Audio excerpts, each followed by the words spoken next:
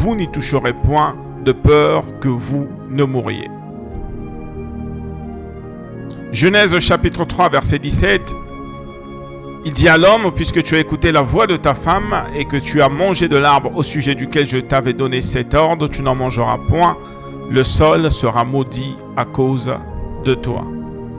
Pour vous détruire, le diable passera par des personnes rusées qui ont la capacité de vous convaincre à commettre le péché.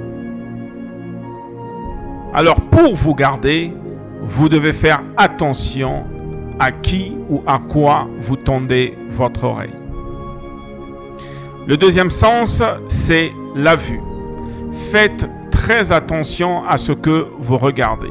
Ce que vous regardez entre dans votre esprit, même si l'ennemi ne l'utilise pas sur le coup, il pourra l'utiliser un jour.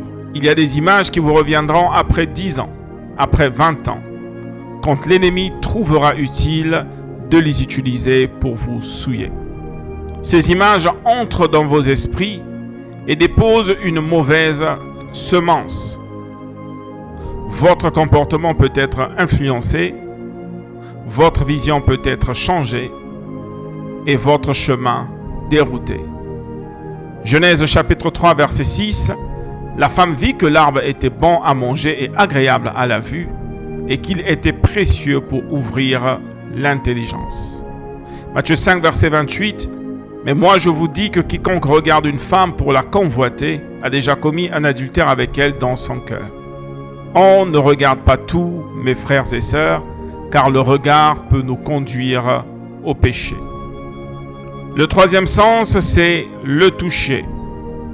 Tout ce que vous touchez entre en contact avec votre corps, votre âme, votre esprit. Par le toucher, on peut vous transmettre une impureté qui va infecter votre âme, qui va infecter votre esprit. Ne pas toucher à l'alcool, par exemple. Ne pas toucher à la femme étrangère. Ne pas toucher à la magie, à l'occultisme. Car tout ce que l'on touche, dans la plupart des cas, finit par être consommé. Genèse chapitre 3, verset 6, dans la suite, il est écrit « Elle prit de son fruit et en mangea.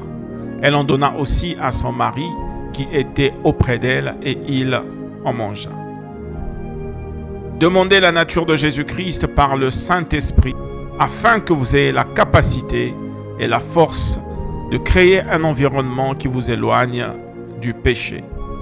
Que Dieu vous bénisse abondamment.